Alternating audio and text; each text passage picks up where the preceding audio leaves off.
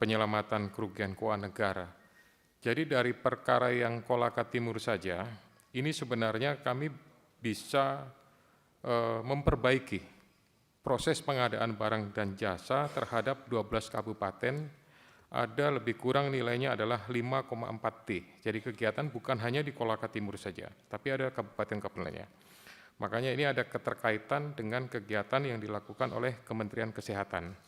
Makanya dalam proses tersebut ada satu tersangka yang merupakan PNS di Kementerian Kesehatan. Jadi beberapa hal memang kami menganggap ini adalah merupakan hal yang penting, bukan hanya dari sisi penegakan hukum, tapi juga sektor pencegahan, kemudian upaya terhadap penyelamatan kerugian keuangan negara. Kemudian berikutnya, mohon izin Habib, kami sampaikan juga bahwa apa yang disampaikan oleh Bapak Presiden pada saat pidato kenegaraan di 15 Agustus itu sangat kami respon dan sangat kami pahami. Kami laksanakan sebagai sebuah pedoman untuk melaksanakan proses pemberantasan korupsi. Tapi sebagaimana tadi kami sampaikan, karena merupakan kegiatan yang sifatnya extraordinary crime, kami juga lakukan cara-cara bukan hanya sisi penindakan saja, semua kami lakukan. Tapi sekali lagi agak terbatas juga, di Undang-Undang 19 2019 itu tidak lagi mengakomodir KPK bisa berada di provinsi.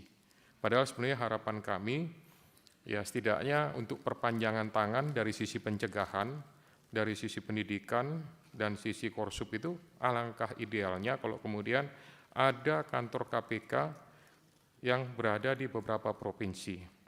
Kami contohkan seperti di Malaysia, itu ada beberapa tempat, di Selangor ada, di Kuala Lumpur ada, di Johor Bahru juga ada. Setidaknya itu penanganannya lebih cepat lagi. Kemudian tadi tanyakan apa hambatan UTT, sebenarnya tidak ada. Tapi sebagaimana pernah disampaikan oleh Pak Fitroh, ya satu sisi memang lifestyle-nya sudah berubah, gitu. Caranya sudah berubah. Oleh karena itu kami juga menyesuaikan dengan situasi dan kondisi yang ada. Pastinya kami tidak akan pernah berhenti untuk melakukan kegiatan tindakan penyelidikan ini yang terukur dan bisa membuahkan hasil. Kemudian berhubungan dengan RUHAP, pastinya kami berharap bahwa kewenangan-kewenangan yang sudah diatur secara lex specialis yang diatur dalam Undang-Undang Komisi Pemberantasan Korupsi ini tidak kemudian menjadi diturunkan atau bahkan dikurangi atau bahkan dihilangkan. Nah, oleh karena itu beberapa upaya yang sudah kami laporkan tadi, masalah penyadapan, kemudian tindakan-tindakan yang berkaitan upaya paksa, ini kami berharap menjadi kegiatan yang diakomodir dalam rencana Undang-Undang HAP tersebut. Ini kalau misalkan tidak berubah, tentu menjadi penguatan untuk KPK dalam rangka melakukan upaya-upaya pemberantasan korupsi. Kami sudah mendapatkan informasi ada beberapa pasal pengecualian yang sudah dimasukkan khususnya untuk KPK dan beberapa APH yang lain. Harapannya nanti pada saat diundangkan ini juga tidak berubah. Kemudian untuk Pak Hinka tadi menyampaikan beberapa hal yang berhubungan dengan hasil kajian strategis, ini sebenarnya cukup banyak kajian-kajian tersebut yang kami lakukan.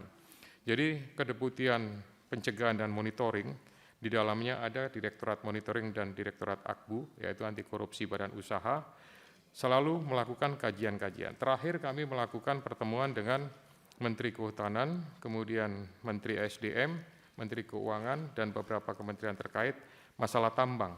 Ini kami kaji juga.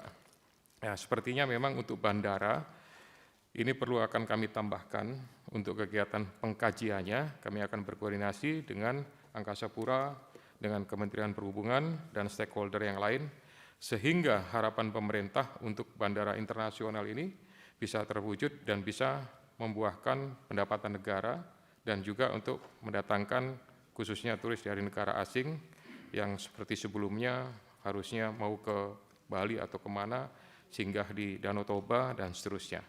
Kami akan tindak lanjuti untuk hal ini dengan harapan mudah-mudahan bisa menyesuaikan dengan apa yang diharapkan oleh Pak Inka tadi.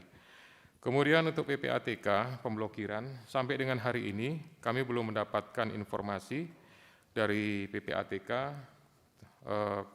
rekening-rekening yang diblokir yang ada kaitan dengan perkara khususnya korupsi. Tapi selama ini komunikasi dilakukan secara aktif, ada LHA yang memang secara khusus dikirimkan oleh PPATK dan ditelaah serta dikaji. Kemudian dari situ ada yang berkaitan dengan perkara yang sudah kami tangani atau yang belum sama sekali, dan kemudian kami sesuaikan dengan LHKPN maupun informasi yang ada di Direktorat Penyelidikan maupun di Kedeputian Informasi dan Data.